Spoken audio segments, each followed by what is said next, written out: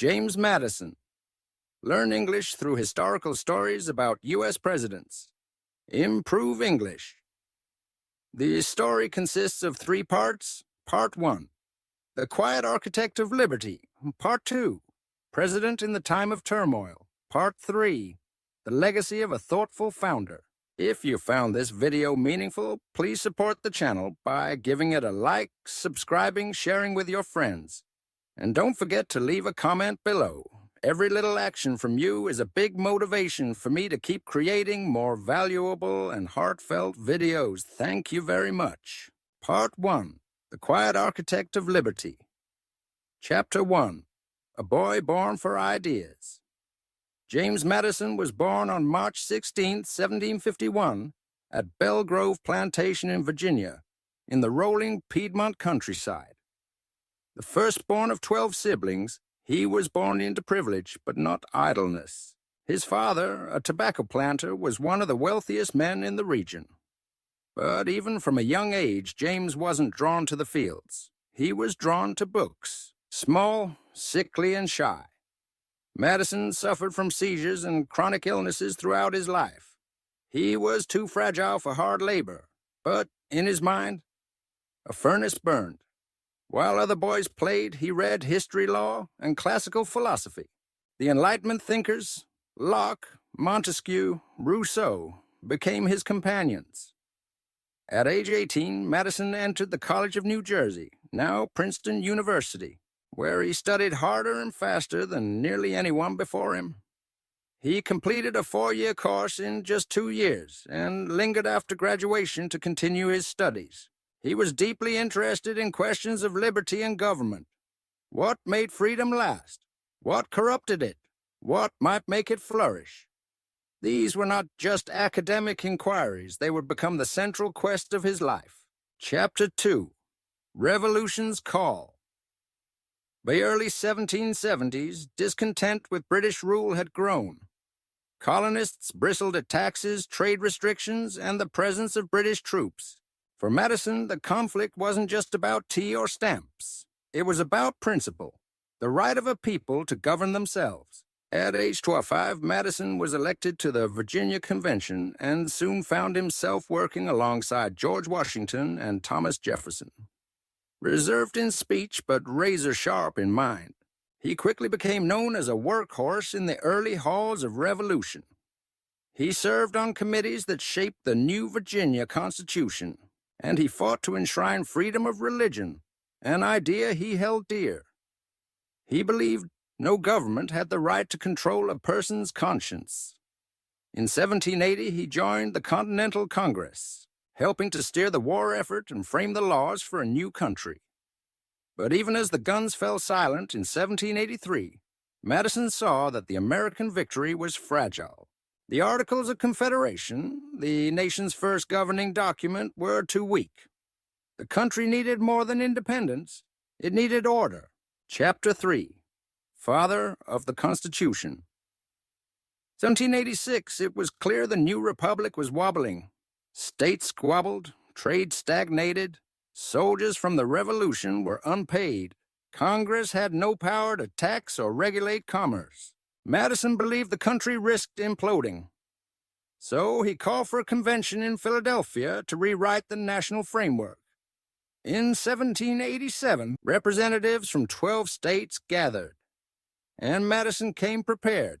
He had studied every government in history, taken notes on their strengths and failures, and arrived with a detailed blueprint.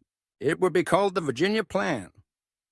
Madison proposed a system of checks and balances, 3 branches of government, and a strong central authority that still respected the rights of the states. He rarely spoke during debates, but his pen was always moving, recording every word, drafting clauses, refining language. Though many contributed, it was Madison's structure that formed the backbone of the Constitution. He was just 36 years old. After the Constitution was signed, the real fight began. Ratification. Many Americans feared a strong central government. They remembered kings. They wanted guarantees of their personal freedoms. So Madison, along with Alexander Hamilton and John Jay, wrote a series of essays to explain and defend the new Constitution.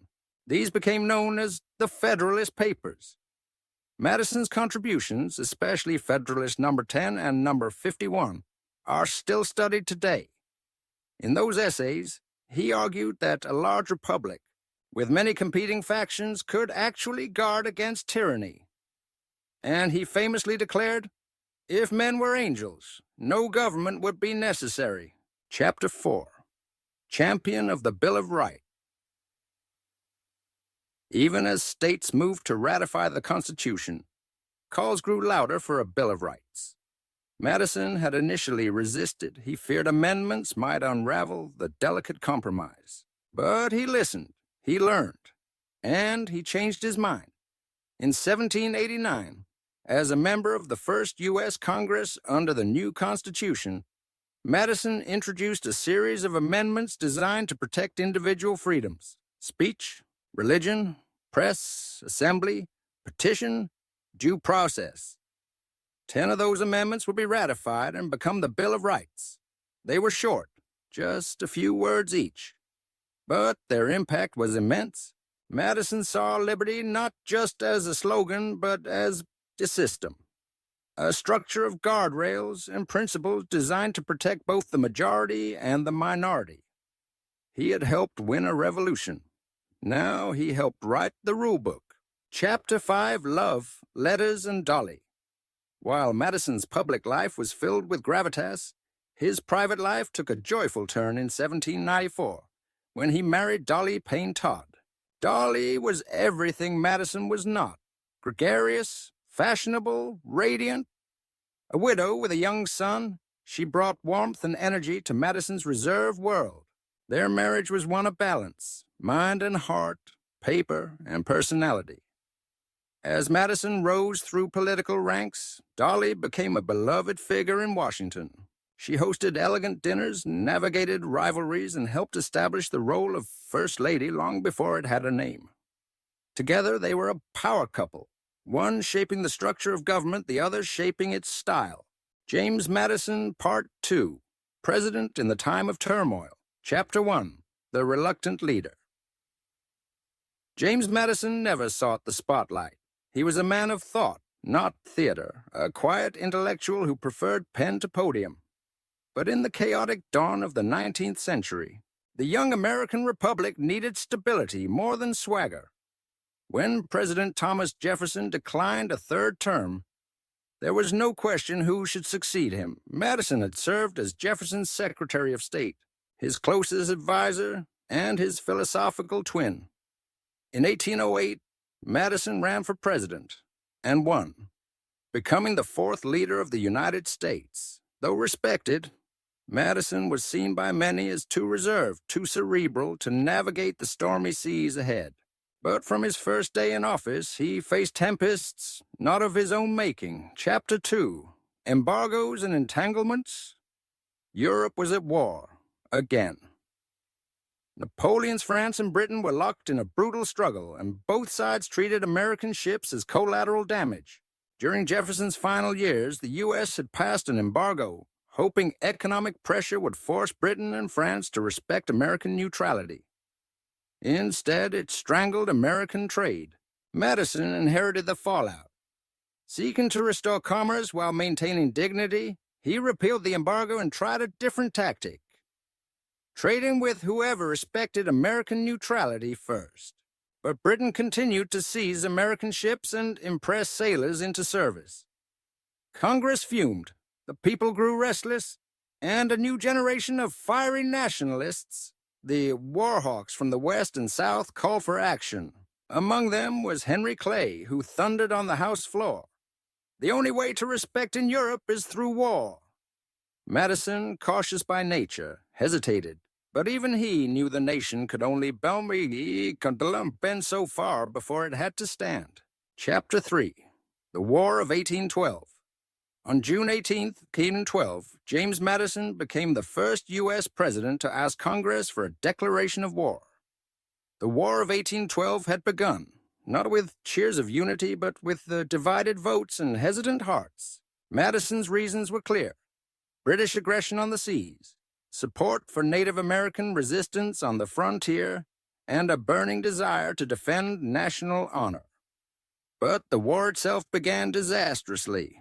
American forces launched invasions into Canada and failed. British troops burned the capital in 1814, setting fire to the White House and Capitol. President Madison fled the city, and First Lady Dolley famously rescued a portrait of George Washington before leaving the mansion in smoke. At times, it seemed the young republic might collapse. Madison, under enormous pressure, did not break. He convened Congress in emergency sessions. He funded militias. He supported naval expansion.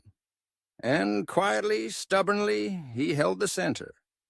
The tide turned in 1815 when General Andrew Jackson led American forces to a stunning victory at the Battle of New Orleans. Ironically, the peace treaty had already been signed weeks earlier in Ghent, Belgium.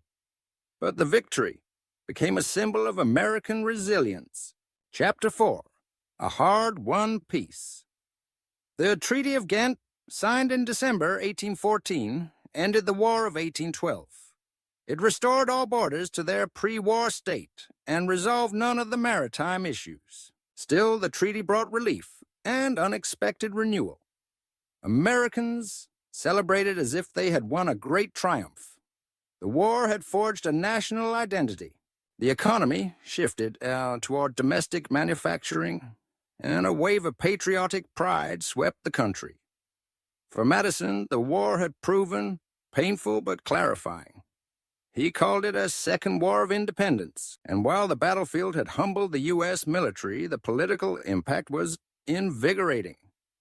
The Federalist Party, which had opposed the war and even discussed secession at the Hartford Convention, collapsed in disgrace.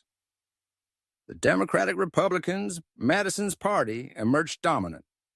Chapter 5. Madison Evolves.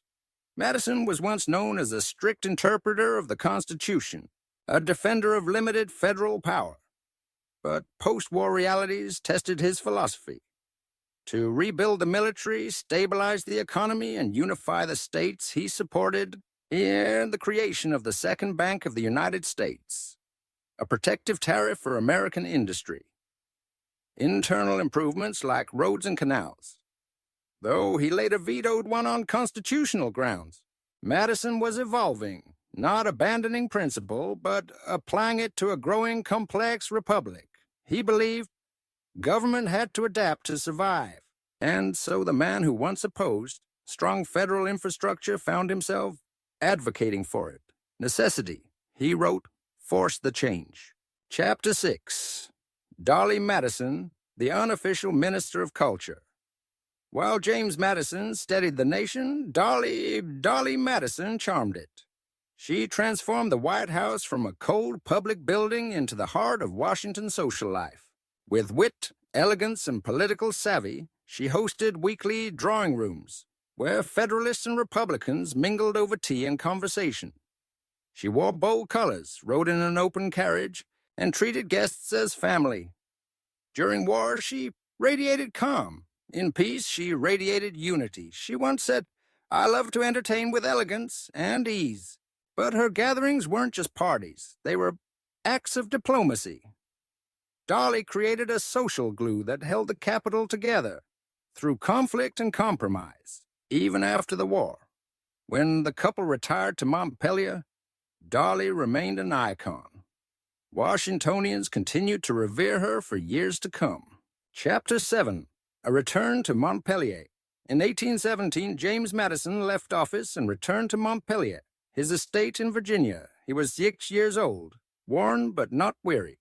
At home, he tended to his farm, expanded his library, and remained engaged in national affairs. He corresponded with younger politicians, advised successors, and continued debating the meaning of the Constitution. He never wrote a memoir, nor did he seek fame. He was content to leave a legacy of substance, not spectacle. Madison lived to see the Republic expand, industry grow, and political norms evolve. Though he avoided the limelight, history never forgot his influence. Chapter 8. Judged by history, James Madison was not a fiery orator or towering figure. He was small, shy, and soft-spoken. But his impact was immense. He gave America its blueprint for self-government. He helped navigate its first constitutional crisis.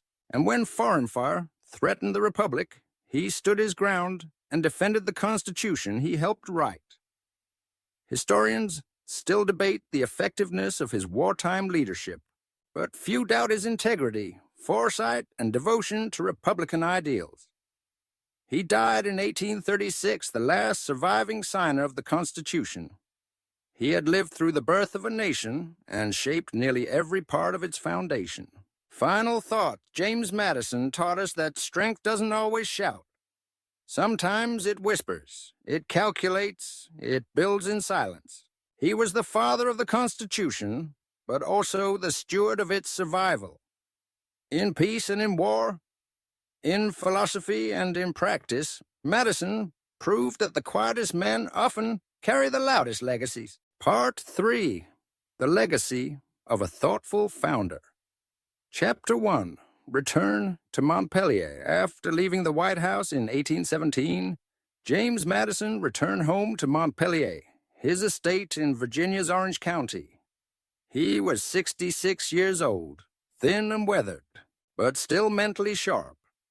The rolling pastures, the old sycamores, and the silence of country life were welcome after years of public turbulence. But Madison did not seek idleness. While the war was over and his presidency complete, his commitment to the Republic was far from finished. Each day he read extensively, political theory, philosophy, law. His study overflowed with books, letters, and manuscripts. He wrote to statesmen, students, and scholars. He debated questions of federalism, liberty, and democracy with the same clarity that shaped the Constitution. To visitors, Madison appeared humble. But behind his reserved demeanor was a man still fiercely engaged in defending and refining the ideas he had helped introduce to the world. Chapter 2. The Philosopher of Republicanism. Madison's retirement coincided with a surge in national expansion and political complexity. The Constitution, which he had once helped draft in secret, now faced new questions. Could a republic this large survive? Could slavery and freedom coexist under the same banner? Could the government grow without destroying liberty? Madison believed the answers lay in education and in careful adherence to constitutional principles. He wrote essays clarifying the structure of the separation of powers. He warned against both mob rule and autocracy. And he continued to develop his theory of Republican balance, a government where multiple factions would check one another and no single interest could dominate.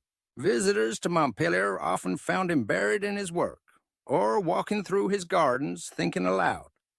His sharp mind never dulled. His correspondence with Thomas Jefferson, then living at Monticello, was particularly rich. Two founders reflecting on a republic they had once risked everything to build. Chapter 3. The Slavery Dilemma. But no reflection on Madison's legacy can ignore the contradiction at the heart of his life, slavery. Throughout his career, Madison publicly denounced the slave trade. He once called slavery a dreadful calamity. And yet, like many of his Virginia peers, he owned over 100 enslaved people at Montpelier. He never freed them, not in life nor in his will. The contradiction was glaring. The father of the Constitution, defender of individual rights, lived surrounded by bondage. Madison believed that sudden abolition could cause social collapse. He supported gradual emancipation in theory, but never championed it in practice. His inaction haunts his legacy. It's a shadow that reminds us that even the most brilliant minds can fall short of their ideals, and that liberty to endure must be consistent and universal. Chapter 4. The Advocate for Education and Memory.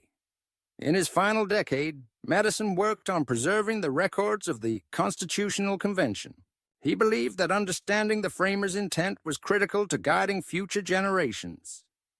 He compiled notes, edited letters, and organized debates for publication. He wanted Americans not just to inherit the Constitution, but to understand it. He also served as president of the University of Virginia's Board of Visitors, supporting Jefferson's dream of a university free from religious doctrine and political corruption. Madison helped hire professors, approve courses, and fund new buildings. In many ways, his retirement became an extension of his public service, this time with a focus on the long-term health of the Republic's mind. Chapter 5. Personal loss and final struggles. As the years passed, Madison's body began to fail. He suffered from rheumatism, fainting spells, and chronic pain. His beloved Dolly remained a source of joy and energy. But even she could not shield him from the toll of age. Worse, Madison's finances crumbled. Years of poor crop yields, mounting debts, and a refusal to sell enslaved people left him nearly broke. He began selling land and family heirlooms just to cover costs. He refused to write a memoir for profit, even when offered substantial sums. "It is not for me to decide my own legacy," he once said. "That belongs to the Republic." Madison died on June 28, 1836, at the age of 85, the last of the Founding Fathers. His final words, reportedly spoken to a visiting niece, were simple. "Nothing more than a change of mind, my dear." Chapter 6. The Quiet Legacy. In a time when orators stirred crowds and generals won glory, Madison's strength was different. His power was on paper. His influence was quiet but enduring. He gave America its constitutional soul. He was the chief author of the Constitution, the co-author of the Federalist Papers, and the drafter of the Bill of Rights, the architect of wartime leadership, and one of the first presidents to confront constitutional contradiction. Historians today rank him as one of the most consequential, if understated, leaders in U.S. history. His presidency was marked by war and challenge, yes, but his greater contribution, the foundation of a system of government that could adapt and persist, is what endures. Chapter 7. Lessons from Madison. What can we learn from James Madison? And that liberty must be protected not just in passion, but in structure. That compromise does not mean weakness. That ideas, not just armies, shape nations. And that even the smallest man can cast the longest shadow if he stands on principle. Madison believed in the power of institutions. He feared concentration of power. He saw government not as an engine of dominance, but as a framework of balance. That vision still guides us today. He warned us that factions could tear the Republic apart if not restrained. He saw truth as the foundation of public trust. And above all, he believed that knowledge was the guardian of liberty. Chapter 8. A Founder Remembered. Today, Madison's face is less famous than Washington's. His estate, Montpelier, is quieter than Monticello. But in courtrooms, classrooms, and congresses across the nation, his work lives on. When judges interpret the Constitution, when citizens demand rights, when presidents weigh war powers, they're answering questions Madison first raised. His writings are taught in law schools. His principles shape civil liberties. His name is remembered in schools, counties, and even the nation's capital. But perhaps his most powerful legacy is not in marble or monuments, but in the enduring resilience of the Republic itself. Final reflections. He was never a general, yet he defended the Republic in war. He was never a king, yet he built the system that resists tyranny. He was never loud, but his voice shapes America still.